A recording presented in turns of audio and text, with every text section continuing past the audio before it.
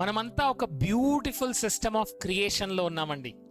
ఆ beautiful system of creation ఏంటంటే, ఇక్కడ యూనివర్స్ అనేది ప్రతి దాన్ని సప్లై చేయగలదు. నా లా ఆఫ్ అట్రాక్షన్ అనేది ఏంటి? ఒక డిస్ట్రిబ్యూషన్ మేనేజర్. సో యూనివర్స్లో సప్లై అనేది అన్నిటికీ సప్లై ఉంది. మీరు ఎప్పుడైతే మీ థాట్స్ ద్వారా అది క్రియేషన్ చేస్తున్నారో, అప్పుడు లా ఆఫ్ అట్రాక్షన్ ద్వారా ఆ డిస్ట్రిబ్యూషన్ మేనేజర్ అది మీ లైఫ్లోకి తీసుకొస్తాడు. ఎందుకంటే యూనివర్స్ అనే పవర్ఫుల్ సిస్టంలో ప్రతిదీ రెడీగా ఉంది.